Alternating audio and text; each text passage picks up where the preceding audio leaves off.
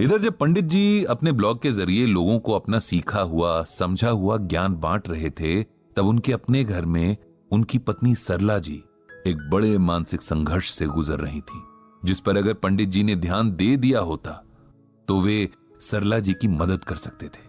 लेकिन कई बार हम बाहर की दुनिया में इतना खो जाते हैं कि अपने घर के लोगों की परेशानियों पर हमारी नजर ही नहीं पड़ती। सरला जी एक बहुत सीधी साधी महिला थी। उनका सारा जीवन परिवार की देखभाल करते बीता था। पति और बच्चों, रिश्ते नातों का ख्याल रखने में उन्होंने कभी ना अपने बारे में सोचा, ना अपना ख्याल रखा। अब जब सब अपनी अपनी जिंदगी में व्यस्त थे, बच्चे अपनी नौकरियों में इतने व्यस्त थे कि पूरे दिन में एक बार भी अपनी मां से बात करने का समय नहीं निकाल पाते थे। पति अपनी अलग दुनिया में व्यस्त थे, जहां उनके दोस्त थे, इंटरनेट ब्लॉग था, लोग थे और उनकी समस्याएं थी। नहीं थी तो बस सरला जी से इत्मीनान से बात करने की फुर्सत। इंसान का मन भी बड़ी अजीब चीज होती है। कभी तो बड़ी बड़ी बातों से परेशान नहीं होता और कभी जरा सी बात पर टूटकर बिखर जाता है। सरला जी के मन को भी एक ऐसी ही बात ने जकड़ कर रखा है। वो चाहती हैं कि सारी दुनिया की परेशानियों का हल बताने वाले पंडित जी उनके भी दुख का हल बताएं, लेकिन उनसे खुलकर कुछ कहती भी नहीं। इस सब में सरला जी के शरीर को नुकसान पहुंचना शुरू हो गया। जब मन में हर वक्त तनाव रहने लगे, तब इसका खामियाजा शरीर ही भुगतता है। उनकी भूख मर गई, ब्लड प्रेशर बढ़ने लगा, नींद उड़ गई। पंडित जी ने डॉक्टर को दिखाया, कुछ टेस्ट भी कराए, पर सब कुछ ठीक ही आया था। अब डॉक्टर ने पंडित जी से कहा, लगता है कोई मानसिक तनाव है जो शरीर में ये लक्षण दिख रहे हैं। आप या तो खुद बात कीजिए या किसी मानसिक रोग विशेषज्ञ को इन्हें दिखाइए। पंडित जी बहुत हैरान थे। जीवन में प्रभु कृपा से सब ठीक ही चल रहा था। ऐसी कोई बात तो उनकी जानकारी में नहीं थी जो सरला जी को इस हद तक परेशान करती कि वे बीमार रहने लगे। उन्होंने मन में सोचा कि घर जाकर पहले खुद ही सरला जी से बात करेंगे। क्या सच में कोई तनाव है जो इस हद तक बढ़ गया है और उन्हें खबर तक न लगी? घर जाकर उन्होंने सबसे पहला काम किया कि सरला जी का हाथ पकड़कर उन्हें बिठाया और बड़े स्नेह से पूछा, क्या तुम्हें कोई दुख है सरला? किसी की कोई बात जो तुम्हारे दिल को लगी है? मेरा कोई व्यवहार तुम्हें बुरा लगा या कुछ भी ऐसा हुआ है जिसने तुम्हें परेशान किया है? पता नहीं पति के स्नेह भरे शब्दों का असर था या उनकी आंखों में अपने प्रति झलकती चिंता को देखकर सरला जी के मन का बांध जैसे टूट गया। उनकी आंखों में जो आंसू निकलने शुरू हुए तो लगा आज पूरे घर को डुबो कर ही रुकेंगे। पंडित जी ने सरला जी को रोका नहीं, रोने दिया, लेकिन मन ही मन उन्हें खुद पर बहुत गुस्सा भी आया कि सारी जिंदगी उनके साथ हर सुख दुख में खड़ी रहने वाली, उनकी हंसी हंसने वाली, उनके आंसू रोने वाली पत्नी जाने किस कष्ट में है और उन्हें पता तक नहीं। इससे बड़ी शर्म की बात क्या होगी कि अनजान लोगों को उनके दुखों का हल बताने वाले पंडित जी को अपनी पत्नी के दुख की भनक तक नहीं है। खूब रोकर जब सरला जी शांत हुई, तब पंडित जी ने फिर से पूछा कि आपके आंसुओं की वजह क्या है? तब बड़े संकोच के साथ सरला जी ने कहा, मुझे लगता है कि मेरा जीवन व्यर्थ ही गया। न मैंने ऐसा कुछ किया कि इंसान मुझे याद रखें और न ही कुछ ऐसा कि भगवान मुझसे प्रेम करें। न कोई पूजा पाठ, न दान धर्म, न किसी की मदद, न कोई भलाई ही की। मनुष्य जन्म लेकर भी बेकार ही जाने दिया इसे। मुझे लगता है मुझ जैसा बेकार जीवन किसी ने नहीं जिया। मेरी प्यारी सरला, मुझे दुख है कि तुम ऐसा सोचती हो।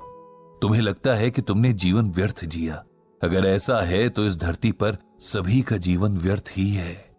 तुम नहीं जानती कि तुमने कितना सेल्फलेस जीवन जिया है। याद करो वो दिन जब तुम मेरे जीवन में आई थी। कितनी छोटी उम्र थी तुम्हारी, लेकिन तुमने कितने आत्मविश्वास के साथ एक नए जीवन को अपना लिया था। अपने स्वभाव और सेवा भाव से तुमने कितनी जल्दी मेरे परिवार के हर सदस्य का दिल जीत लिया था। तुमने हमेशा दूसरों के सुख की फिक्र की, दूसरों की खुशी में खुश हुई और कभी अपने प्रेम के बदले कुछ नहीं चाहा। ये तुम्हारी बदौलत है सरला कि आज मैं और मेरे बच्चे एक अच्छी जिंदगी जी रहे हैं। ये सब तुम्हारी मौन साधना का फल है। लोगों को गीता का ज्ञान मैं देता हूं, लेकिन सही मायने में गीता ज्ञान को तुमने जिया है। मुश्किल से मुश्किल वक्त में भी तुम्हारा धैर्य नहीं डिगा। सुख में तुम इतराई नहीं, और यही तो गीता सिखाती है। मैं तुम्हें गीता का एक श्लोक सुनाता हूं।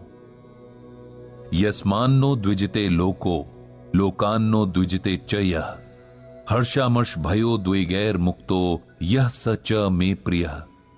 ये श्लोक गीता के 12वें अध्याय में है, और इसमें भगवान श्री कृष्ण अर्जुन से कह रहे हैं कि हे अर्जुन, जिससे किसी को कष्ट नहीं पहुंचता तथा जो अन्य किसी के द्वारा विचलित नहीं होता, जो सुख दुख में, भय तथा चिंता में समभाव रहता है, वो मुझे अत्यंत प्रिय है।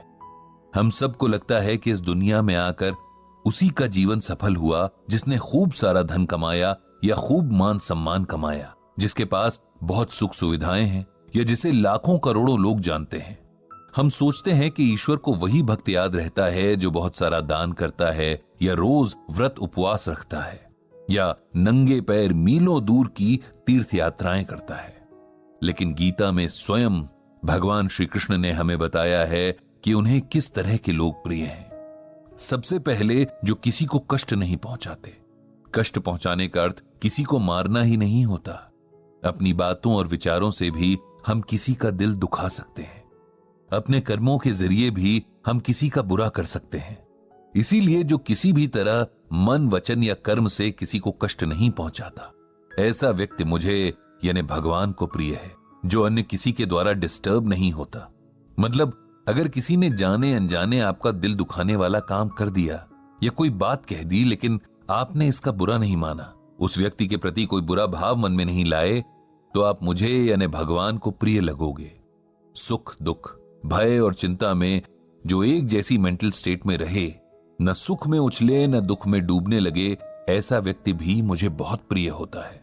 तो सरला, अब बताओ, क्या इसमें कहीं ये बात है जो तुम्हें लगे कि तुम ईश्वर की प्रिय नहीं हो? तुमने तो हमेशा गीता में भगवान की कही इन कंडीशंस का पालन किया है, इसलिए तुम्हारा जीवन कैसे व्यर्थ हुआ?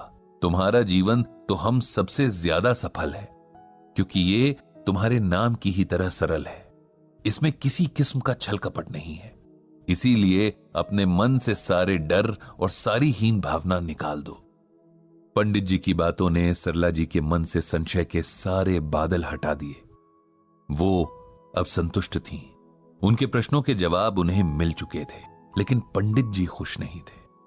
उन्हें गिल्ट ने घेर लिया था। अचानक उन्हें लगने लगा कि उन्हें अपने गीता ज्ञान का अहंकार हो चला था, जिसकी वजह से उन्होंने अपनी पत्नी के मन में पल रहे दुख को महसूस तक नहीं किया। गीता तो अपने आप की खोज करना सिखाती है, अपने हर भाव को महसूस करके सही गलत की पहचान करना सिखाती है। फिर पंडित जी से इतनी बड़ी गलती कैसे होती रही कि जो उनके अस्तित्व का आधा हिस्सा है, उनकी जीवन संगिनी है, वो उनके होते हुए भी अकेले ही अपने मन में अपने प्रति हीन भावना का दंश लेकर जीती रही। उनसे गलती तो हुई है, और उसके सुधार के लिए भी उन्हें गीता से ही सहायता मिलेगी। कहीं न कहीं किसी न किसी श्लोक में ऐसा कुछ जरूर होगा जो उनके मन से इस बोझ को उतार कर इस भूल के सुधार की राह बताएगा। ये सोचकर पंडित जी ने अपनी श्रीमद् भागवत गीता खोल ली और मन ही मन भगवान श्री कृष्ण से अनुरोध किया कि हमेशा की तरह उन्हें सही राह दिखाएं, बिल्कुल वैसे जैसे आप और हम गीता ज्ञान के इस एपिसोड से पा रहे हैं।